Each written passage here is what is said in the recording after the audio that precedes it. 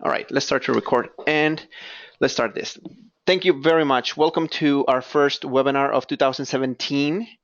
It's the end of the first month, which is kind of crazy to think about it. I mean, like, yeah, we already have 31 days of this year. And I'm really excited to be talking to you guys. This is the first of many webinars that we're going to have this year. Now let's start this dance. I am Jesus de Leon Serratos. I'm sorry I didn't communicate this before. I hold the honor of being the HMIS program manager for the Texas Balance of State. Huge honor, if you ask me.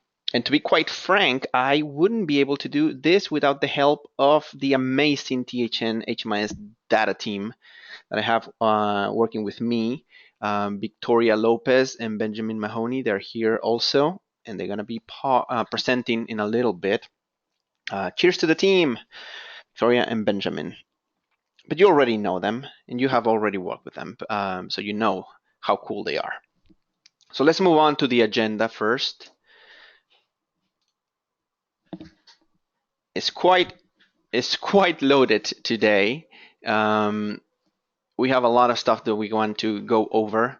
We're gonna be talking a little about some new exciting things that we're gonna have on a webinar and training calendar. I will go into it a little bit later. Password change is another important topic that we have in the agenda today. Then we're going to move on to data quality report. We're going to talk about training policy. And we're going to briefly discuss AHAR. We're going to give you a little more information about how that went. And we're going to end this with a check-in tutorial before we end or close the whole webinar with a Q&A. Let me just, before we move forward, give you some of the basics, right? I mean, this is just like the basic routine. Everybody is muted. However, there's ways that you can communicate with us. On your GoToWebinar control panel, you can write questions, and we'll address them as we go. Either Victoria or Ben or me will be able to answer your questions. Also, if the control panel is on your way, like blocking the screen, there's like an orange button that you can push, and then everything will be put into place. So those are the two things that you can do if you want to communicate with us right now. You can write some questions. You can also use the chat. I don't know if everybody can see it, but there's ways. Without any further ado, I want to move to the first item on the agenda. But actually, before I move forward with the agenda, I wanted to thank you, you who are listening right now.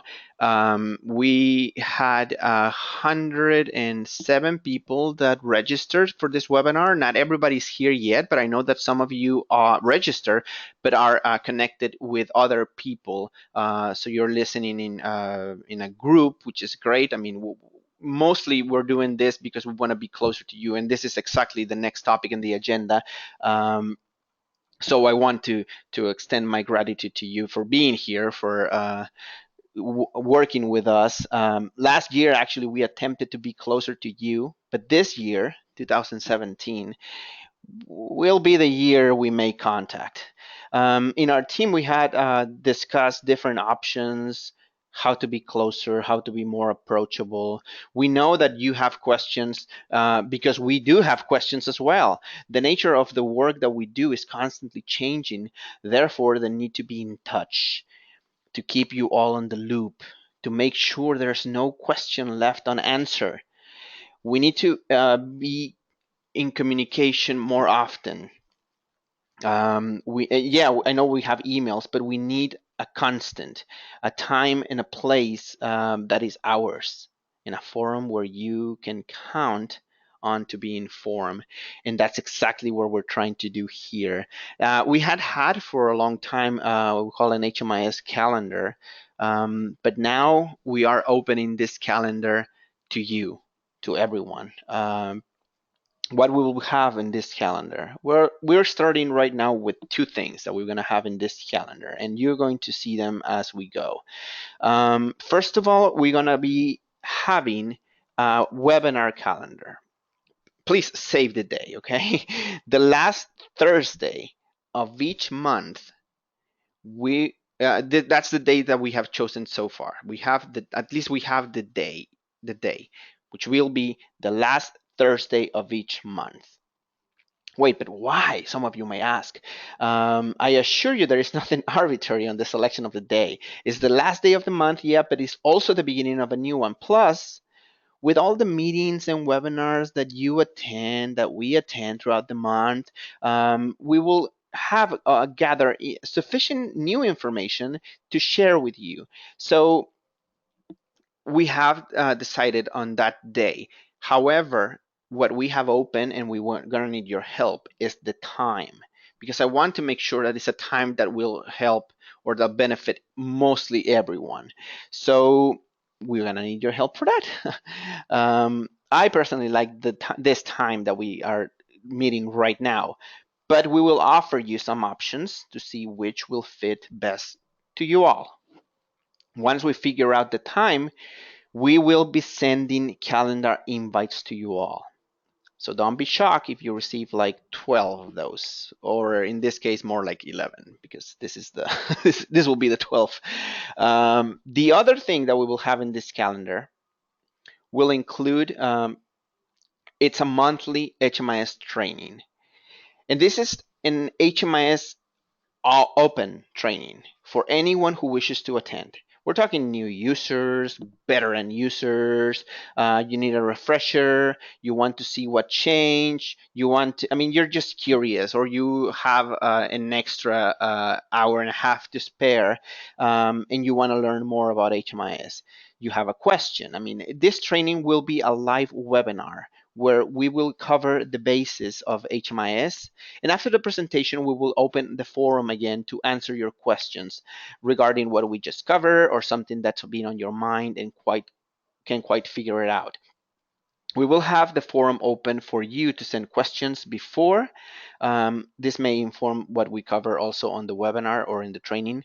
But you will also have an additional friendly environment to learn or to get used to HMIS, using HMIS.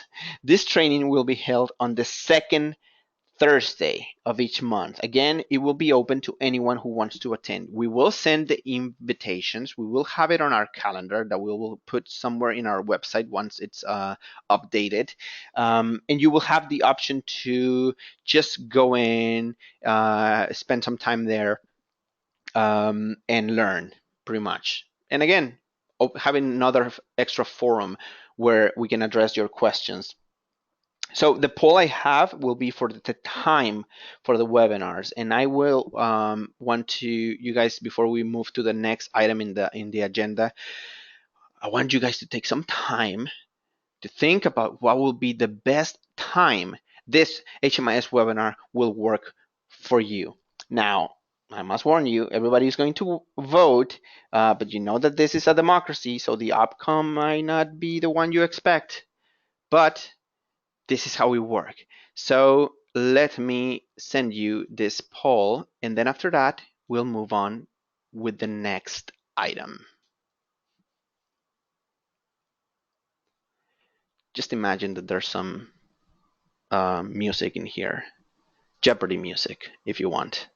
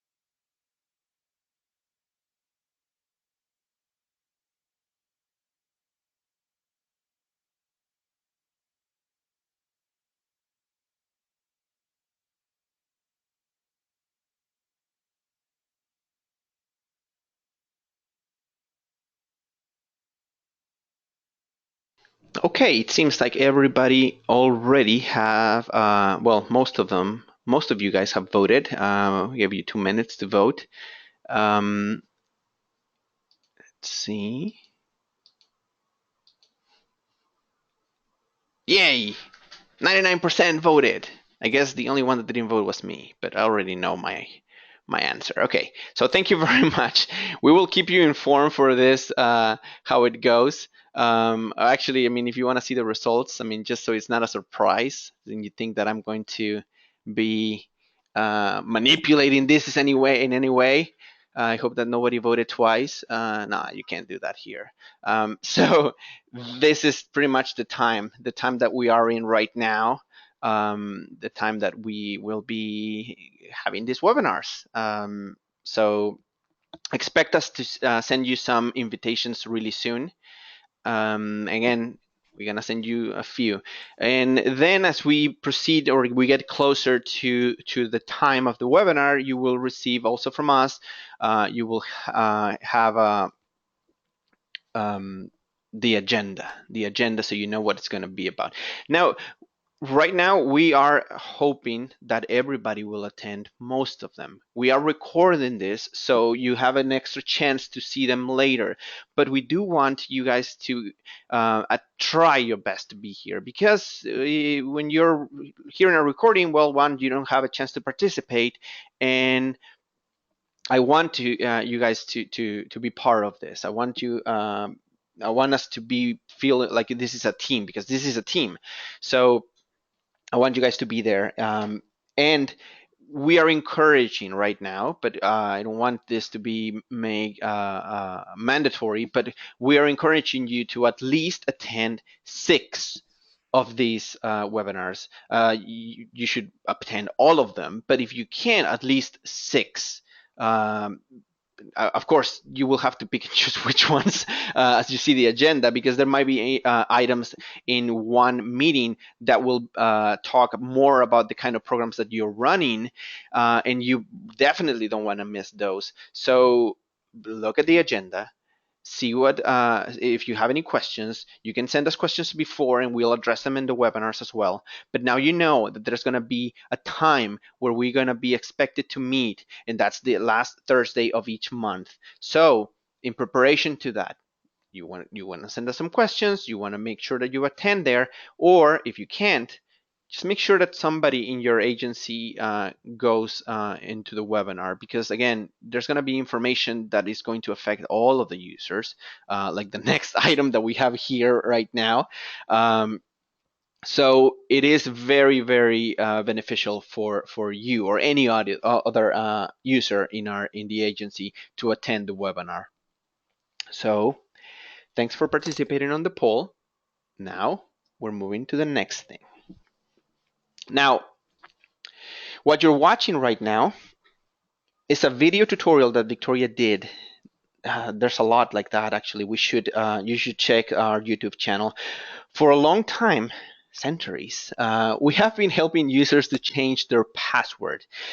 But if you see this video that you're seeing on the screen, you can totally see that it's very, very easy to learn how to do it yourself, so you don't need us to do it for you. Everyone can change their own password. Of course, they need to answer a security question first, and that question, the security question, needs to be set up first, also by you. So I don't know if you noticed, but like this video, it's like 1.5 minutes long. So it is very, very easy to do this. Now, why am I asking you to do this? Well, because I want to make sure that everyone knows how to do this, that everyone knows or everybody has already a security question set up. And we know that not everybody does, because we have a list of who doesn't. But it is important because, wait, it gets better. To increase our security and protect the data stored in HMIS, and this is why it will be important to learn how to change your password, we will require a systematic change of HMIS password every 90 days. I can already feel your excitement. Before, it was once a year. It has been once a year. But it goes for too long, and it is a requirement. I know it's a hassle, but I think about the data that we have to protect. It is a huge responsibility, and it is a good practice measure. So don't be confused or surprised if the next time you log into ClientTrack, you are asked to change your password. Again, I want to make sure that everybody knows that if you forget your password, you can go back and reset it again. But this requirement, this new change will be effective immediately. So we're going to make sure that maybe tomorrow when you log in, you will have already a request to change your password. Now, I will suggest you have a system. Have a system on how to change your password or what kind of passwords you want to use, because you can use the last 6 passwords that you have used. So you're just gonna have to start being creative and come up with a system on changing a few numbers, changing a few letters here and there, symbols. You know that they have to be lowercase and caps. So there's a combination in there that if you create a system, and again, this is something that we can discuss later, and it's a topic that I want to bring forward, and this can be also something that we can address in our next webinar. Password changes and what will be like good ways to have this system established, so you don't have to worry about what passwords you're gonna have. I mean, because it's already, you know, okay, I'm gonna have it like this. This is the pattern that I'm going to follow.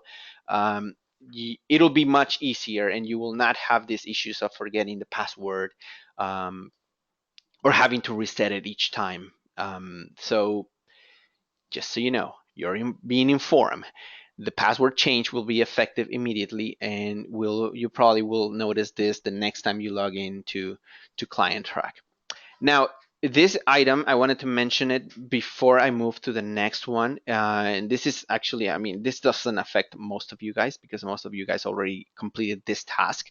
But I have, and I don't like to do this in here, but I have a list of users or agencies that haven't still completed their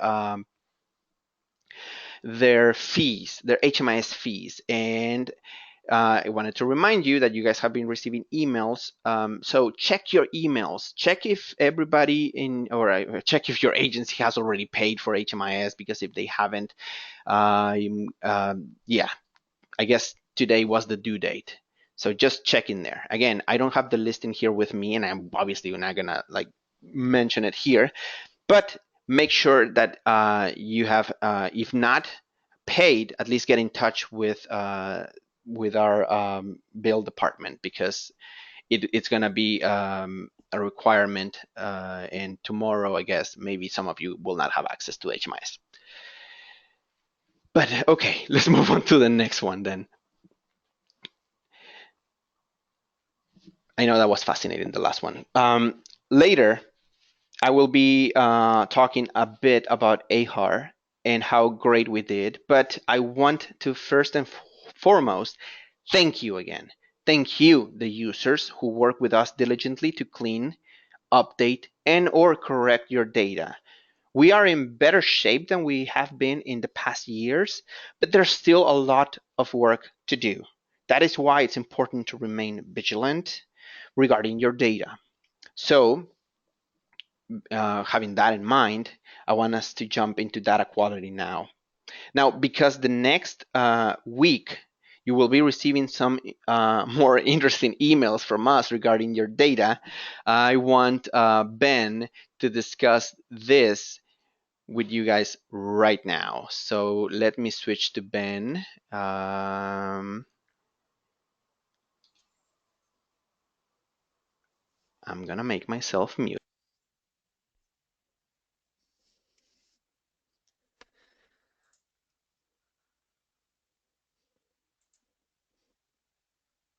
Okay. Thanks, Jesus. Thanks for switching that over, and I think you guys are able to see my screen.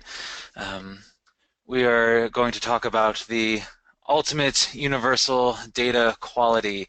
This is something that we are putting together try to make things as easy and streamlined for you, the user, as possible when we're looking at our data quality. I think the first question on everybody's mind is why data quality? I'm sure there's at least some of you who feel like, why do we use HMS at all if all we do is put in data quality? I assure you, the HMIS team is not here just to hound you for that data quality. It does matter. It is going to be put to great use. We just got to make sure what we have is good and consistent. Without good quality data, we cannot make informed decisions. There's a famous data quote by William Edwards Deming. It says, "In God we trust, everyone else must bring data." So I invite you all to consider the following. If your organization wants to do something like compare exits to permanent housing between quarters, and you start doing research, maybe you run an APR, maybe you look at another report that's showing you destinations, or you're just kind of combing through people you worked with, and you realize your destination information has about 15% of people exiting to temporary destinations, 15% of people maybe exiting to places not meant for habitation, 20% of people may be going to permanent housing, which is great, what we're looking for. And then maybe up to 50% of the destination is unknown. How can we know that we are being effective, like we on the organization level? If we're looking at our destinations and realizing, hey, 20% are going to permanent, that's great, but half of our clients, we have no idea where they're going. How can we use this data to influence our programs, to help direct which directions we want to go in? We really can't, because as far as we know, we don't know. It could be 50% plus 15% are going to places not meant for habitation. There could be a good 30% there going to a different emergency shelter. There could be some, it's probably split. It's not all one place, but we don't know. So that's why this is so critical. It's that because if we don't have the data, we can't really know how effective we're being. So that's why this matters. It really isn't just the HMIS is this data monster and you have to keep putting things in because you have to keep putting things in. This isn't a chore. This isn't supposed to be a big headache and a big pain. It's supposed to be something that makes our data usable, so that on the organization level, we can be most effective in reaching the people we serve. One of the things we want to do is send out UDQs on a quarterly basis. So we have a few dates coming up. The most immediate one would be February 6th. That's next week, I believe Monday. May 1st, August 7th, and November 6th. So on those dates, you'll be getting a custom UDQ report. We'll get into that in a little bit. But basically, it's going to be an invitation for us to check our data and make sure we're on the right track so that it's not AHAR season and the HMIS team is sending you lists and lists of people who are missing some sort of information, and everyone's upset. It's really something to help make sure we're going in the right direction, and ideally it'll be something that's put in your hands that you could run as frequently as you'd like, monthly basis, however you wish, and you could keep a track on this as well. It's just that on these dates, the HMIS team will be reaching out to you to try to touch base and make sure we're all moving in the right direction.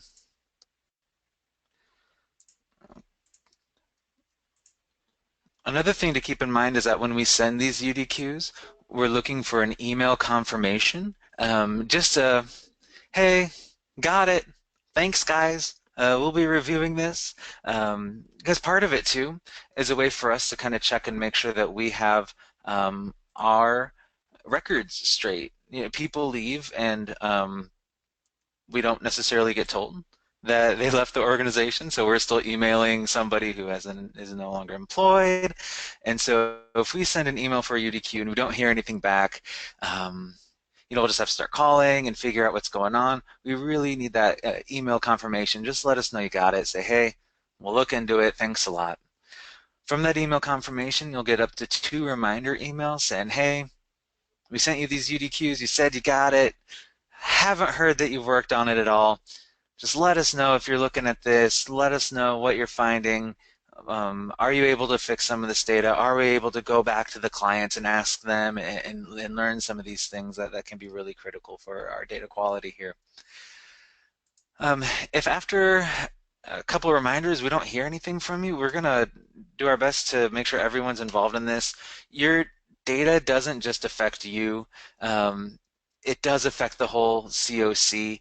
It does affect LHCs. So we're going to be reaching out to other monitoring organizations. Maybe if you're a Salvation Army, try to reach out to someone who manages an area, those sorts of things, just because we are all in this together. And if one organization isn't reaching out, isn't like communicating with us about what's going on with the data, it can negatively affect everyone. And we really need to come together and push for better data so that when we report on this, it's going to be accepted and used in things like the AHAR, system performance measures, CAPERS, those kind of big reports. Finally, if there is an absence of data, we need an explanation for that. I know I've spoken with a number of people, especially things like Social Security numbers. We serve lots of people. In Texas, we're in a unique situation. Some people don't have Social Security numbers. That's just a part of the reality of the individuals we serve, and I think that we still need to be able to give that explanation, for other monitoring organizations or major reports. So again, we talk about AHAR. We just left AHAR season. We're in the next AHAR season. It's already happening. But as we gear up towards next year, and if we're missing a lot of information, we need to be able to explain, for the balance of state, hey, we're missing this. Here's why our numbers aren't so good on this data element. And at the same time, hopefully as we recognize patterns, we may be able to get organizations working together. There could be one organization in a city who has great Social Security number data and another organization who's struggling in that. Maybe we could figure out what's happening there. Maybe there could be a sharing of policies or practices, and something that we can all lift each other up in pursuing excellence through our database. When we're looking at these UDQs, the ultimate UDQs, and what's required, one thing to keep in mind is that it kind of depends on your funding source. So if you look at this little spreadsheet here, I have it a bit color-coded. Part of that was from me and then programming here. But the first section, you're going to have your client information, basic things like first name, last name, Social Security number, date of birth. The next column is going to show who we're looking for in that. So all clients need to have that information. But as we scroll down and look at things like barriers, various barrier assessments, we're really going to need that for people who are COC funded, ESG funded, and PATH funded. So if you don't have any of these funding points, you might not see some of that information in the UDQ. Again, we want to make this as straightforward as possible. So if your program is like a COC program, you're going to see all clients and everything that the COC is required to have in your UDQ. But something like housing status is only required for a PATH program.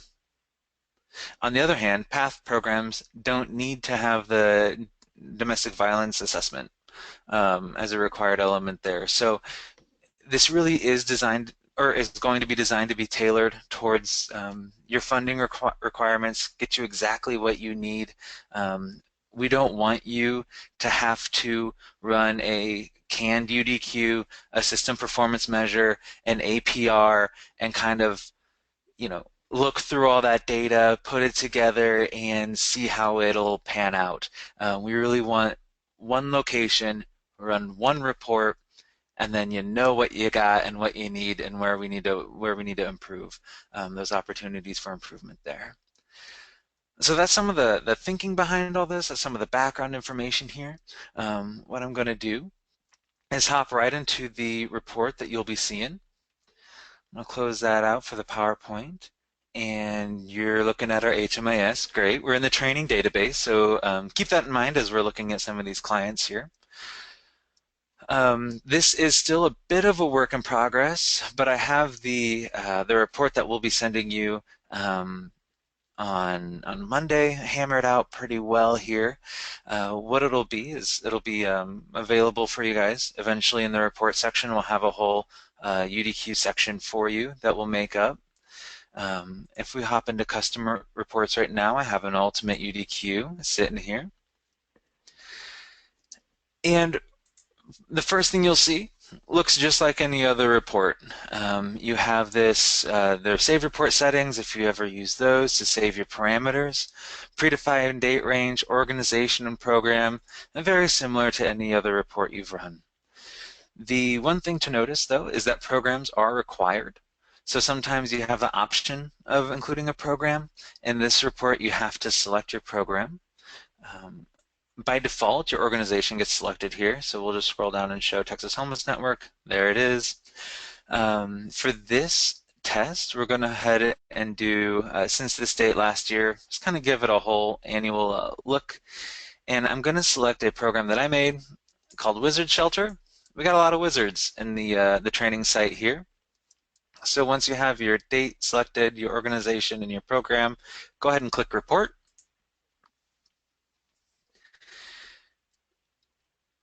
And it's going to think. And here we are.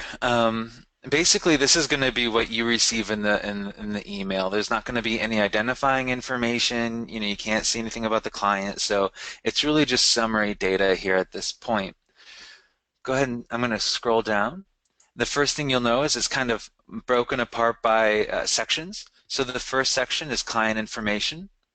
And then you see the program, Wizard Shelter. And then we're looking at name quality, social security number quality, date of birth quality. The reason we're doing that is because if you, like social security number, if you say the client doesn't know, then obviously the social security number is going to be blank. I don't want to double count blank social security numbers and actual nulls. So this null is going to be when social security quality wasn't checked at all. Same as date of birth, right? If they refuse to give you their date of birth, it's going to be blank. So that's why we're looking at qualities here. Ethnicity, race, gender, vet status, disabling condition, all of these things that are looking at the client, that client information is at the top. The next section will be assessment information. So when we look at prior residence, length of stay, you know, these are the kind of data fields that are in the HMIS assessment when you're going through the workflow. So they're kind of in a separate section here. Destination, this is looking at individuals who have been exited from that program. So we're looking at our destination quality. That's going to be a little separate section. Domestic violence assessment, income at entry, income at exit. So we can see how this is starting to break apart and it's starting to get more specific. These are kind of the things that we would see in something like an APR or one of those higher level reports. We just want it all right here, one place. We can keep scrolling down, look at barriers for stayers, barriers for leavers. Some of the logic in all this on the back end, this was all built by me, so if there's any issues, you know, we don't have to go to client track, ask them to make any changes. I'll be the one that can change all this on the fly, and you know, so that's a nice thing we have here. When we think about stayers, those are going to be people who stayed in the program. So for a certain date range, if we say a month, they have an exit date past the end of the month, or their exit date is null because they're still in the program. Leavers would have an exit date within those date parameters. It would be within the month because they left the program, right? So that's going to be pretty straightforward. And I know your first thought is, wow, we got a lot of no's for barriers. What if I want to see who those people are? Or we have some non-cash benefit nulls. You know, how do I see those people? This doesn't really tell me anything about a specific client. Well, we'll know. You'll get a PDF and it'll look like this, and there's not going to be a whole lot of client-specific data. That's why you can run this on your own, or you'll be able to run this on your own. And for the program, Wizard Shelter, you can give that a click, and it's going to launch a new report. And here we can see all of our clients who are missing information and what some of that information may be. So our first one here is Albus Dumbledore. We have a couple client doesn't knows for Social Security quality, veteran status, client doesn't know, but disabling condition, we have some data there. If we keep looking down here, Harry Potter, for both veteran status and disabling condition, we got blanks. So that's where some of those nulls are. That's where we gotta go. We have the client ID here for Harry Potter, and we can go look that up and put something. You know, if the client refused, we can go back to the client and say, hey, did you serve in our armed forces? Do you have a disabling condition? You know, this is where we can start going back, figuring out what's going on and why some of this information is missing. You'll notice that these are kind of alternating, white and yellow. If we close out of here, we just see a couple of white rows here. I'm going to close out of this real fast. Because what happens if we select multiple programs? Let's do THN ESG Emergency Shelter. We can run that alongside of the Wizard Shelter.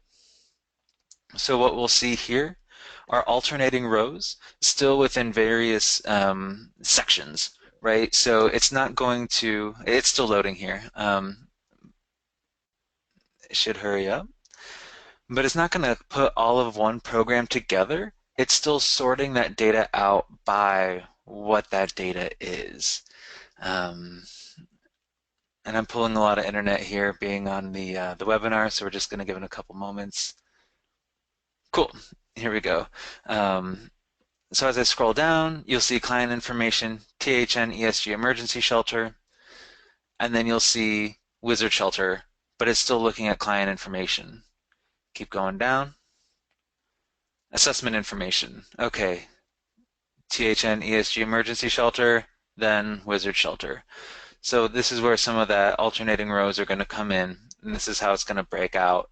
Even with something like the barriers, again, we have THN Emergency Shelter, then we have the barriers for that, then we have all the barriers for women or the Wizard Shelter. Now you may be asking, what if we aren't missing any data? That's great. Let's take a look here. If I run the report for the current week, I'm going to remove Emergency Shelter, and we'll just take a look at the Wizard Shelter. I'm going to rerun this report. And what you see here is some of the data quality stuff. We have client information for Wizard Shelter. We still have some people in there because they're open-ended, right? They weren't closed in those programs, so they're still open, even though they might not have been enrolled this week. But as we keep scrolling down, destination, we see section contains no data. So that either means all of the destinations are filled and none of them are a client doesn't know response, or no one was exited. In this case, I think no one was exited. But if there's no data, that's just what it's going to say. Section contains no data.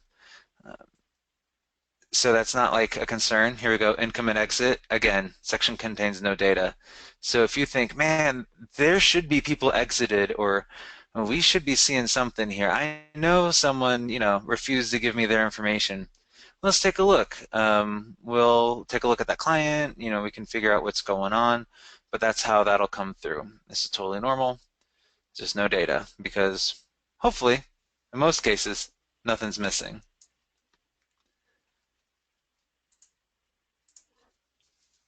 And I think that about does it. We're going to be, I'm still going to be in the webinar. We'll be taking questions at the end. So any questions you may have about this report, we'll obviously be able to address them at the end. Be more than happy to go over anything else.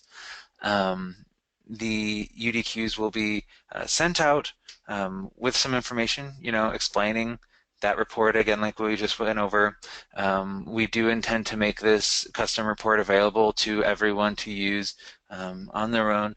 There might be still a few tweaks, still a little bit of a work in progress, but I feel pretty good about it. I think we'll be able to give you guys an excellent product here, and hopefully you'll be able to use it, feel confident in it, and if there's any bumps along the way, we can work together and figure that out.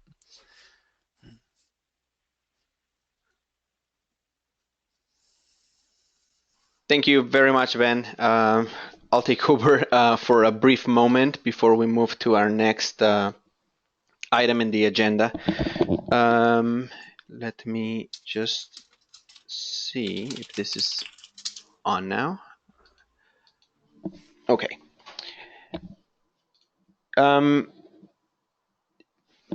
Processes, as you can see, are changing rapidly around here, and I want you guys to be patient with us, because a lot of these things are changing because we know that we can make a better job.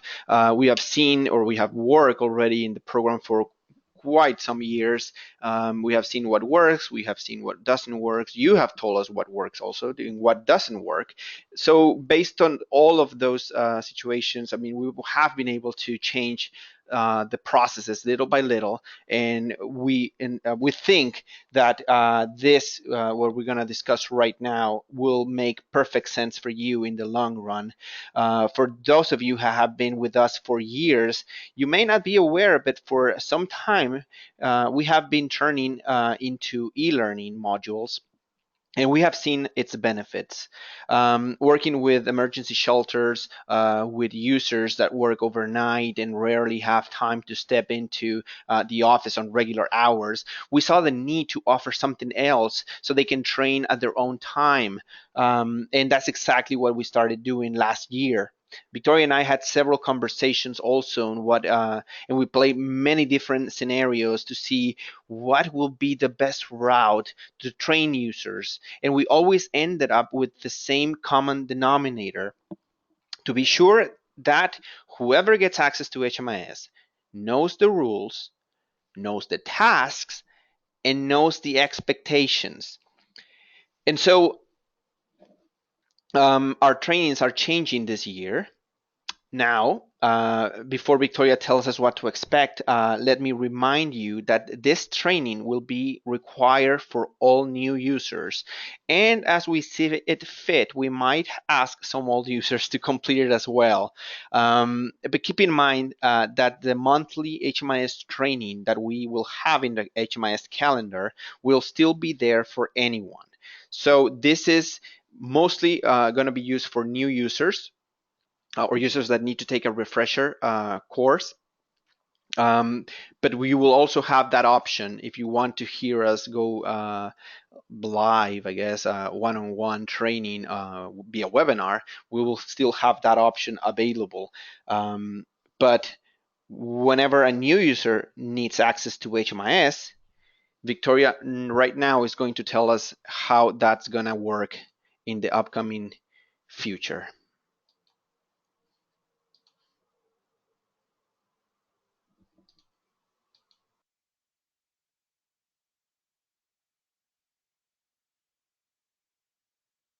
All right, guys, thanks for that introduction, Jesus. So I am pretty excited to show everyone, or unveil to everyone, what the new training process is going to look like. Some of you may have already gone through this process.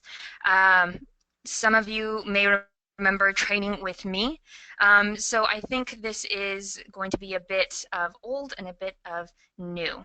Also, there are like 90 people here on this webinar, so I'm kind of nervous. Please excuse me if I kind of bumble my way through some of this. That's a lot of people. So that's another exciting thing. I'm very happy to have everyone here. So let's go over the first step, which is you need a training, whether you have someone at your agency who is new and they want to go ahead and get trained in HMIS, or maybe you're looking for some refresher refresher trainings yourself. So one of the first steps, one of the things that usually happens is we'll get an email from the person who wants a training or from the HMIS admin, and it usually goes something like, I need someone trained, or I need an HMIS training. What are my next steps? So we usually respond to that email. You'll notice now that in our email signature, there is a link at the bottom that says register online for HMIS training. Now, it used to be that when you clicked on this specific link, it would take you to a scheduler, and then you could pick your times as to when you wanted to have that training. Now the link takes you to something a little different. I'm going to click on this right now, and let me pull over the, here we go. Took a little while. Okay. So this is the new training request form. It is a Google form. I'd like to think that it's simple and straightforward, but it does strive to collect all of the information that we need from the get-go. So number one, this is meant to cut down on the back and forth that we usually take, or we usually have between new users or HMIS admins about training. So I'm going to go over this training request form. Bear with me. A lot of this is really simple information, like what is your name? We'll ask for your email. Now, usually we prefer that this be the organization email or your work email, although sometimes we realize that the work email is not set up yet, so we do take personal emails to begin with. We'll want to know your agency. If you are at a Salvation Army, we'll also want to know what city that is, as well as what county.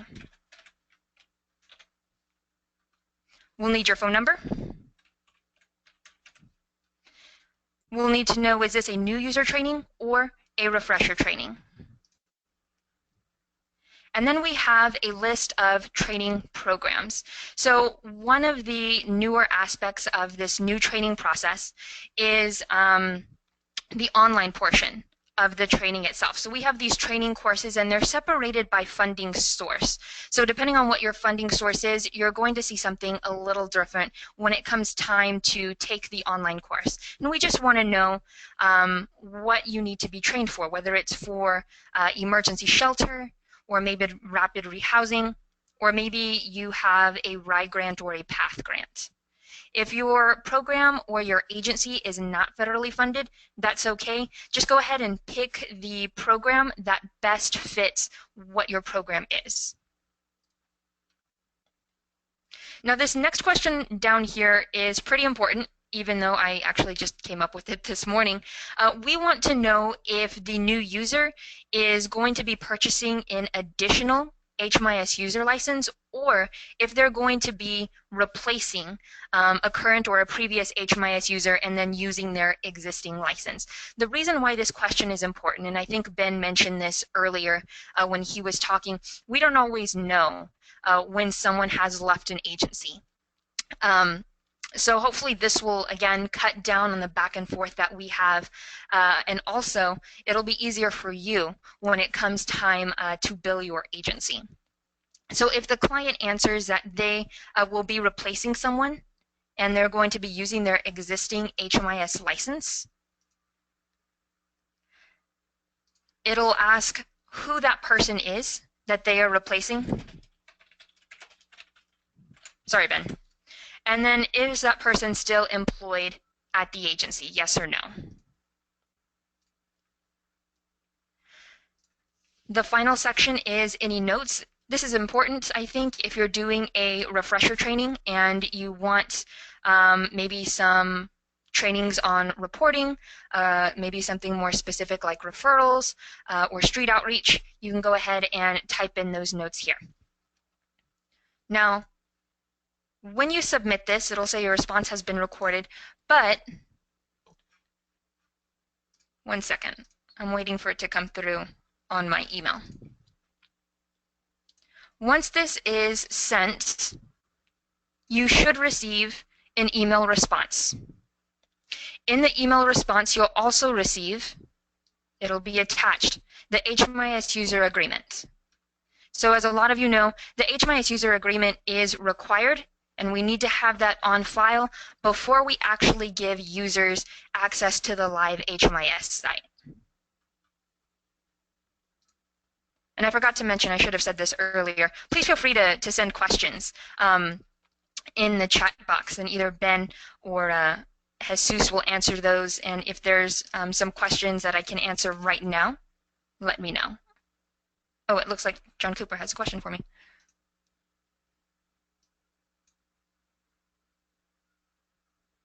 Okay, maybe not. Sorry, guys.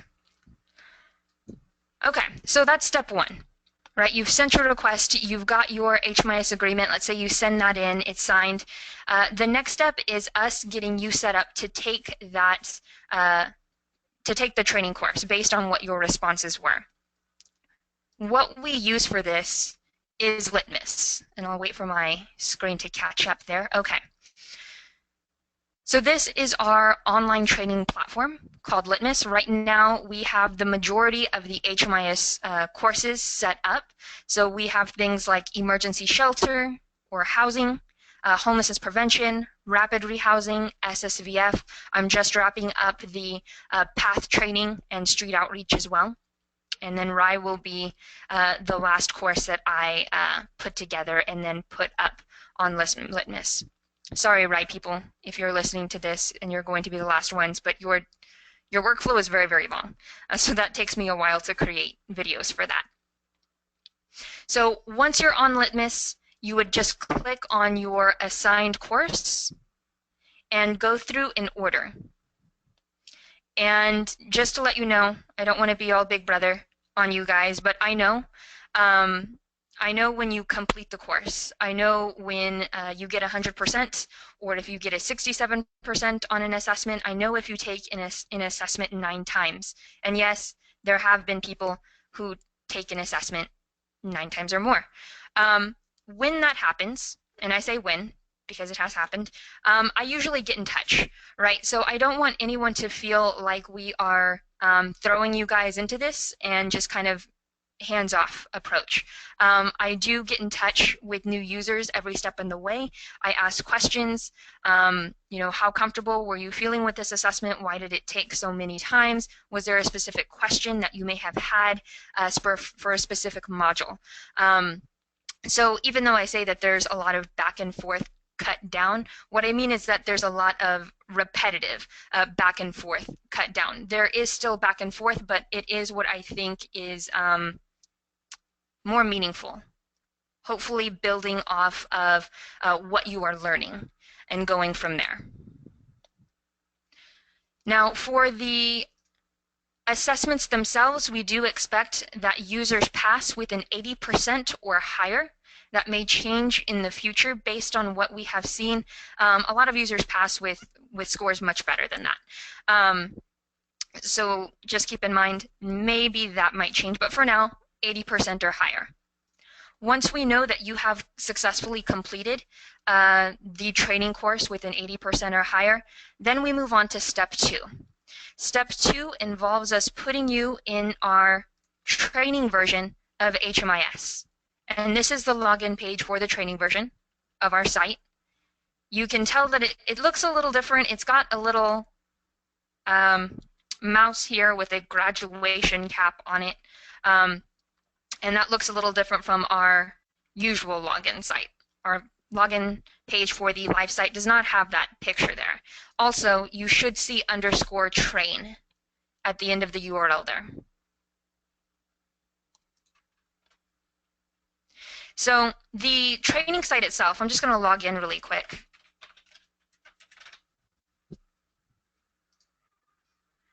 Some of you have actually already been in the training site before for various reasons, but the training site looks and functions exactly like the live site. So this is what I would call a safe space, and you can't see me, but I used quotation marks, air quotation marks for that, a safe space for users to go in and practice what they saw in the course videos. And we have a set of task lists, or excuse me, we have a set of tasks on a list for new users to complete, and they're pretty short. we basically ask users to go in and create a couple of intakes. Put your client into a bed if you have a housing program or an emergency shelter program. Do some referrals. Do a case note. Put some services on a client. And once the user has completed that, the last task here is to just let us know that you are finished. When we get that email, we immediately go in to the training site and check that that data was entered as stated in the task list. And again, there's probably going to be some back and forth. I've done this with maybe half a dozen people so far since the year has started. And there really hasn't been anyone who has gotten 100%. And I don't say that as a kind of wagging my finger type of thing. I say that because I want people to know, I want everyone to know that it is a learning process, right? If you're completely new and you are not used to the system, if you've never used anything like that, I do not expect you to get it 100% on the first go. So do expect some back and forth here. If needed, and this has happened before, if needed, I will actually set up a smaller training session where I will watch you or the new user go through the tasks and we'll talk through them. So I like to think that although there is probably going to be more email communication, more phone communication involved in this, I think in the end, it's going to make users more comfortable in using the system. Now, once this second portion of the training has been complete and we go ahead and look and see that the tasks are done as stated in the task list, that's when we go through and make an account for the user on our live site. Just to give you an idea of how long this might take, I've had some users complete this within a day, and I've had other users take a week. On that note, the faster this gets done, of course, the faster you and your new user get access to HMIS. So I encourage you as an HMIS admin to put a little pressure on your new user to get them to complete it quickly. If it's been a week or two and there hasn't been any activity on your user account, I'll make you do it again. I mean, I just will need to make sure that you remember the information from the training course. Okay, that is the new training from start to finish. Who has thoughts or feelings about it? Who might have questions?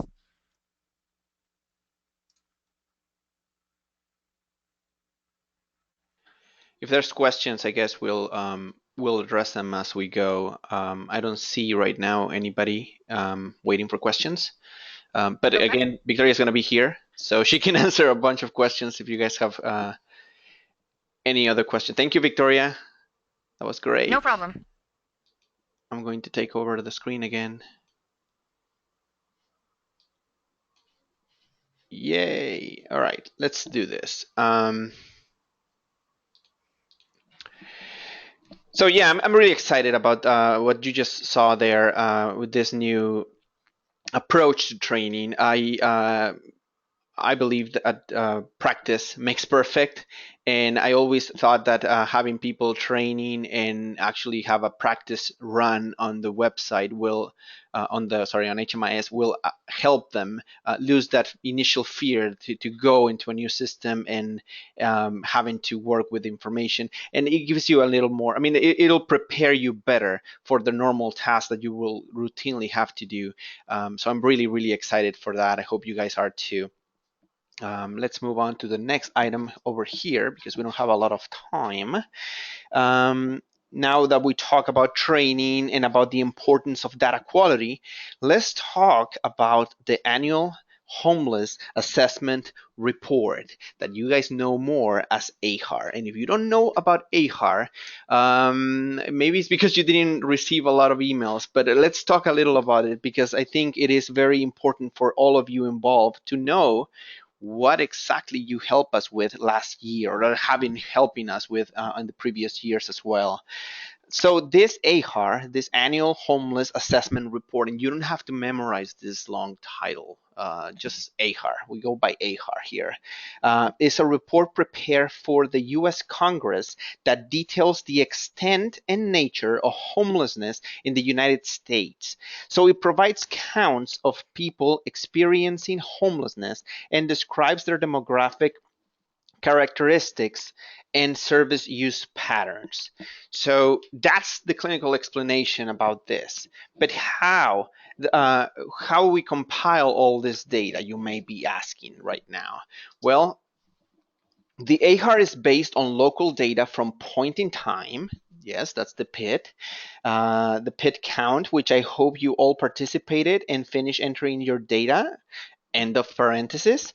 The housing inventory count, which we'll be working really shortly after, and the homeless management information system. So those are the three counts that we take into consideration when we're creating the AHAR.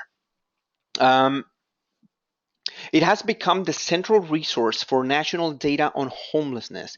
It is used by federal, state, and local policymakers to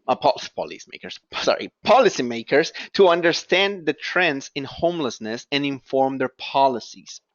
So last year, last year from November till December, you probably received, well, some of you did, I know, tons of emails asking for corrections, updates, or leads on some of your data. It's one of those times in the year where all your work, all of the data is actually put to some real use. Not that it doesn't work on a daily basis, but this is the data that helps fund projects. This is the data that change policy. This is the data that shapes the story of homelessness in our COC. So, and again, I'm talking here about just aggregate data. Okay, there is no personally identifiable information for any person who spends at least one night in an emergency shelter, transitional housing, or permanent supportive housing program during the 12-month reporting period. And I'm talking here from October 1st, 2015, September 30th, 2016. And that's why Ben, when he was talking about data quality, he's saying, yeah, we finished AHAR, but right now we are in a new year. So we're still working on AHAR. And you guys are working on AHAR, even though you probably don't know that you're doing it. So let me share with you all the different shells that are taken in consideration. So this is the shells. Usually, I mean, obviously, if you have a housing project, you are here. We have emergency shelter for both families and individuals. We have transitional housing for both families and individuals, and permanent supportive housing for both families and individuals. And all these 6 shells are also for non-veterans and for veterans. So it's a total of 12 shells in here that we're talking about. As you can see, for housing projects, regarding of the funding you receive, you are counted because we need you to provide the best possible representation of our COC. But it is challenging, I must tell you, because missing information affects our chances to complete these shells, any of these shells. If you enroll, for example, a client, but you don't put that client in a bed, our utilization rates are low. So it's not showing. Yeah, it's showing that the client is enrolled, but it's not in a bed. So we have low utilization rates. And if they're low enough, HUD will not accept the shell. So it will be deemed as our data quality is low. If, for example, you have a client that didn't provide name or a birthday, and it happens, I know that because we've seen it last year too. The problem with this is that they don't show in certain areas of the report, and therefore we struggle to complete the report. Because what I don't mention here is that on top of all of these shells, we have to submit a summary. And then that summary, we're talking here about combinations. A client that stayed perhaps in an emergency shelter for families, and that client appears also in transitional housing for individuals, or a permanent supportive housing family. Is that family also in emergency shelters? So it is a combination. When you take all of that in context, it becomes a little more complicated than it really should. So that way we ask. Do not leave nulls. Do not leave information out. Let's try to complete as much as possible, because all of this affects the outcome of our reports. If a client is missing a date of birth, you may think, well, just count this person separately. The problem is that AHAR also count this differently. For example, it asks us to count households by size, how many people are in the household, and also by composition, how many of them are kids and how many of them are adults. And if we don't have a date of birth, well, you can imagine how hard it is to get those numbers, because we don't know if we're talking here about just adults or just kids. So our data is incomplete and we struggle. One missing field can take weeks for us to correct, to find an answer, to modify, or to even justify it. Because I understand a client not, sorry, I was running too fast. But I understand a client not wanting to provide a name or a date of birth. But the system has filters for that too. You can add, for example, if a client refuses to provide a name because he doesn't want to be counted, well, there's ways to work with this. I mean, again, in all of this is in HMIS. You have your data quality for example, for name. If you provide the full name, it says in there is full name. But you also have the option to change that from full name to street name or to partial name or an alias. And therefore, you have a client in there that even if it doesn't have the full name, I mean, we see this happening with a lot of street outreach projects, just create an alias. Don't leave that client without a name, because then that becomes a bigger issue. When you have one is one thing, but when we have like, I don't know, like 10, then it becomes a little more complicated. So please modify that. Also, if the client doesn't want to provide the birth date, because again, that happened, that the client doesn't know it or refuse to share it, talk to him or her and come up with an approximate. That's also built into the logic of HMIS. If you don't have a whole date of birth, you can create an approximate, and you can change that from full date of birth provided to partial or approximate date of birth. But again, we need to know if we're helping here an adult or a kid. So date of birth is really, really crucial. Please do not leave those fields out. There are ways that we can work together. We are walking away as much as possible from data not collected. Obviously, if your program is not collecting certain fields and it becomes a habit, we will tell you, because again, we have certain requirements. I'm not going to ask you to collect things that your program doesn't ask you to collect already, but I will ask you to at least those fields that are required for your program or for your funder to be completed as needed. And also, if you have additional questions about any of this, please reach out. I can train you on how to get this info. I cannot train you actually on how to get this information. I can train you how to use the database, but I cannot provide any guidance on how to perform this task as a case manager. I understand that one of the first things that we must understand as case managers is that data helps our work, get us closer to end homelessness, but we need accurate counts. So we need to be able to understand this part, and if we are able to understand it, then maybe we're able to explain it to our cases, to our clients, so they can understand how important it is to have the information in our system. Now, last year we worked hard. This team helped me a lot, and I want to extend my gratitude not only to them, to Victoria and Ben, but to all of the users, because for the first time, this Texas Balance of State was able to submit all the shells, and all the shells were accepted. Again, that was a first. But now the issue is that we have to continue working on to maintain it. So I think we're definitely up to something. But now the bar is so high. Actually, it's where it should be. But we must remain there. I've seen a lot of progress. I've seen everything is moving slowly but surely, and we can do this better, and I know we will.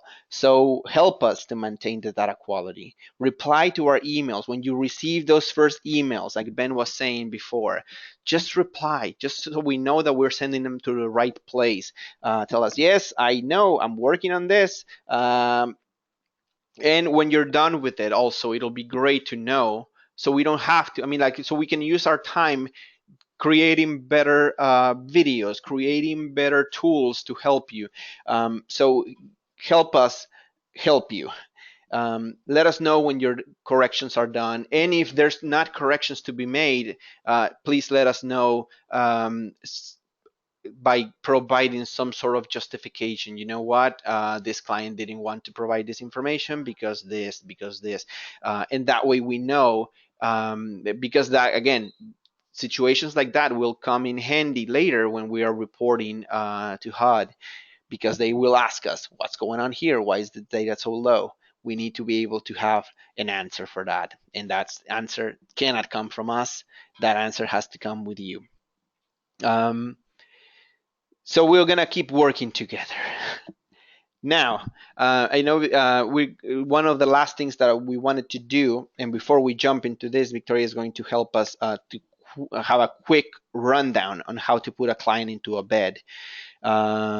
Because if you run a housing project, and I'm talking here about emergency shelter, transitional, or supportive, or permanent supportive housing, you will need to do this. And I encourage you to verify if all your clients that you have enrolled in your programs are in a bed in your shelter in HMIS. We will be running reports, and if we see that you don't have them there, we will be sending some extra emails for that. Again, this is for the benefit of the entire COC, so help us with that, okay? After this brief presentation, we will open the forum for some additional questions if you still have them. I know that we have been answering a bunch of questions over here, but if you have more questions and you want to stick around at the end of this presentation, we will open the forum. We can promise maybe even allow you to talk. If we will not open everybody, because we will have a lot of feedback here. But if you want to stick around, we do want the housing projects at least to see this last presentation on how to put a client into a bed. If you're new, it wouldn't hurt for you to stay around and see how this works. But before, I want to thank you for being here, for spending this 2 and some minutes, hours with us. We hope to see you each month. Remember, we will do this each month, and we can do them better. This one was being recorded. We will record all of them. We will make them available if you want to return to something. But you cannot see the questions. You cannot get answers if you're not in them. So thank you for being here. We hope to see you each month. It's going to be fun, maybe funner than this one. Now, housing projects, please take a look at this. The rest of you guys, if you want to end this webinar, I'm okay with that. But I do want us to have here the rest of our housing projects, because this information is very important for all of you guys. Thank you. I'm going to switch to Victoria now.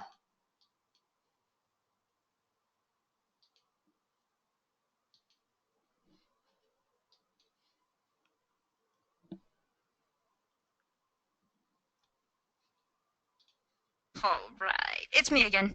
Okay, let's go ahead and go through checking a client into a bed. So all of my emergency shelters, all of my housing programs, this is for you, like Jesus said.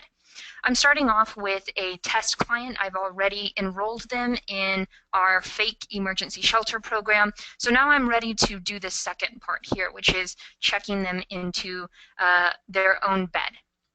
To do that, you need to be either in the emergency shelter work group or the housing programs work group. And you can tell what work group you are in if you hover over your name in the top right-hand corner. So I can see on that second line there, it says THN, HMIS, Emergency Shelter Programs.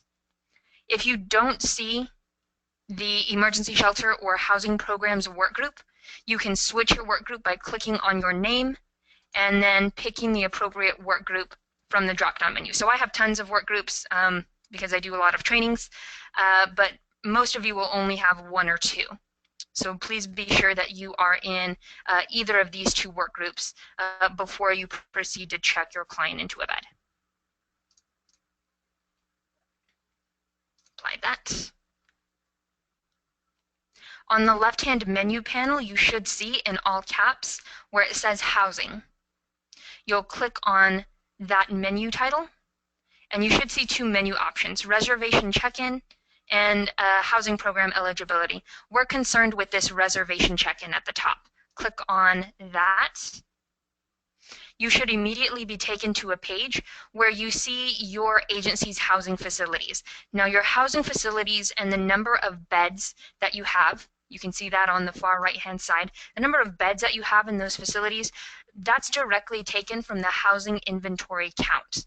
Whatever you report in your housing inventory count in January is what we put into HMIS. These numbers need to match. I hate to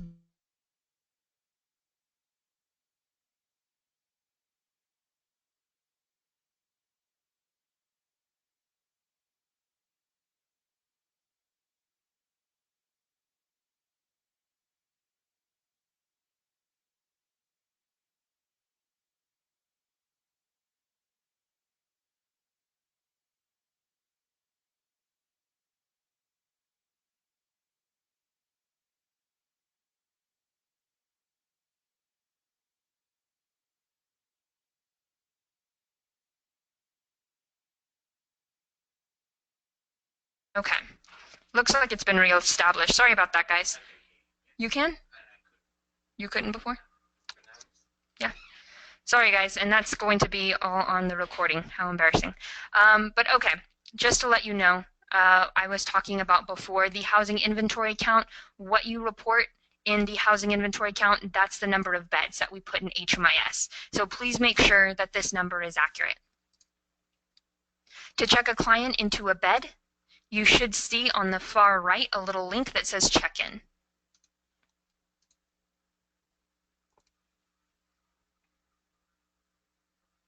And my computer's taking some time to think about it. From the check-in page, you can select the room and then the bed number. You have the check-in date here.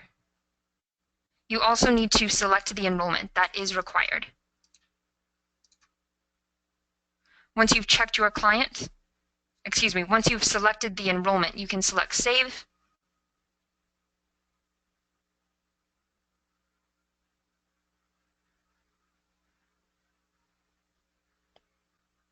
And again, my computer is taking some time to think about it, but the page is going to save eventually. And you can then see that we now have one less bed. For one, it says 20 instead of 21 available. If you hover over reservation check-in, there is a menu option called check-in history. You can click on that, and you should see that we have our check-in in this client's check-in history list. Now, my check-in will probably look a little different from yours. I have a checkout date. Our test facility has a rule that only allows the clients to be in there for just one day. We do that for testing purposes, but for all other facilities, you're usually going to see that this checkout date is blank. You will have to go back in and check the client out of the bed. You can do that again by clicking on the little blue action button, and you can edit the check-in.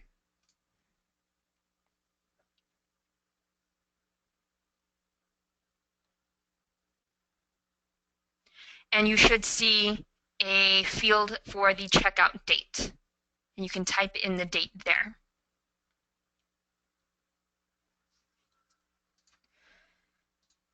Okay, so that is pretty straightforward. Checking your client into a bed and then checking them out. Again, we expect this for all of our housing and all of our shelter programs. Are there any questions? Is there anyone who would like me to go over something specific that we just covered? And I'm looking at the questions right now. Seems like there's no questions. We will be here for a few more minutes, so think about your question. Yeah, sorry about the sound, guys. It sounds like you lost me for about a minute or two there.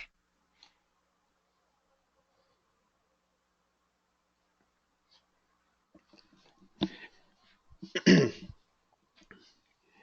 think we don't have any more questions. Well, thank you very much for being here. Thank you for joining us again. On behalf of the team, Victoria, Ben, and myself, we want to make sure that you guys know that we are here, we're available. You can email us if you have any questions. We hope to see you here on the next webinar.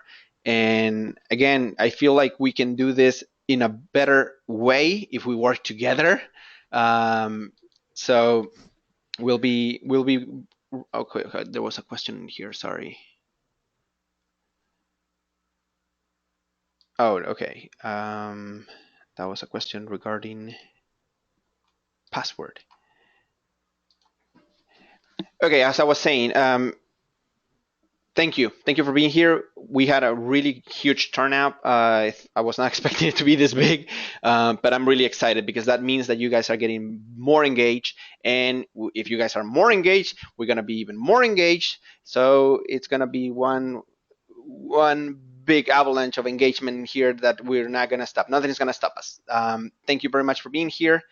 We don't want to go now, but we will have to, I guess. Oh, there's another question over here. Okay, there's a question here about how to create security question on HMIS login. And if there's anybody here that still has that question, maybe Victoria can show us how to create a security question on HMIS. Yes, I can do that. So in order to create a security question, if you haven't already set that up, there's a couple of different ways you can do that. You can do that by clicking on your name in the top right-hand corner. You can click on the link that says change password, and I know that sounds kind of counterintuitive. You don't want to change your password, you want to set up your security question. But when you click on change password, you get this additional box here, and there is a link towards the bottom of that box that says update my recovery information. When you click on that, it'll ask you to verify who you are. So you'll just put in your password, and I mistyped that.